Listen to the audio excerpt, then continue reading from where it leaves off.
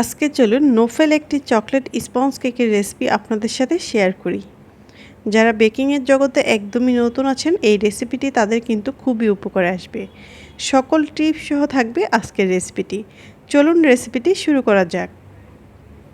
প্রথমেই শুকনো উপকরণ নিয়ে নিব। তার জন্য একটি চালনির মধ্যে নিয়ে নিয়েছি 30 গ্রাম পরিমাণ ময়দা, 15 গ্রাম কোকো পাউডার, হাফ চা চামচ বেকিং পাউডার এবং সামান্য একটু লবণ।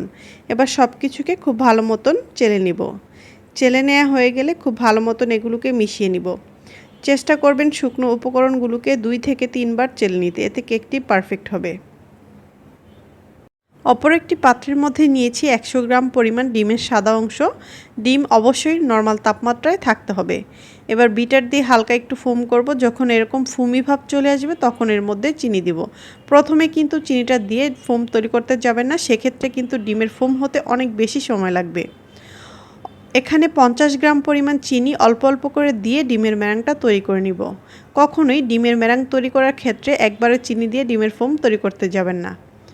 ডিমের ফোমটা যখন হয়ে গেছে তখন এর মধ্যে ডিমের কুসুম, হাফ চা চামচ থেকে কিছুটা কম পরিমাণ চকলেট ইমালশন এবং 20 গ্রাম পরিমাণ রান্না করা তেল দিয়ে 30 সেকেন্ডের মতো বিট করে নিব।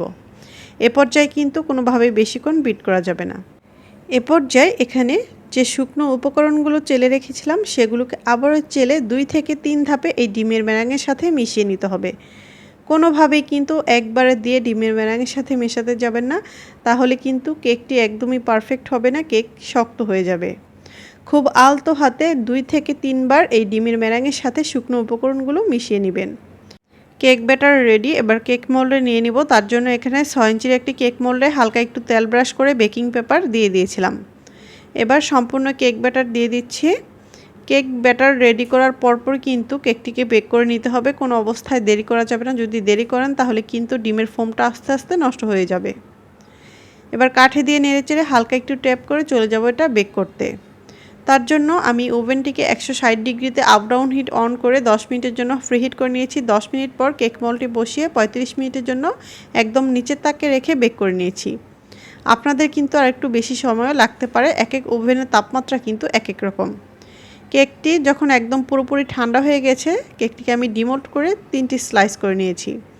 দেখতেই পাচ্ছেন কেকটি কতটা সফট এবং স্পঞ্জি হয়েছে, একটুও কিন্তু চুপসে যায়নি।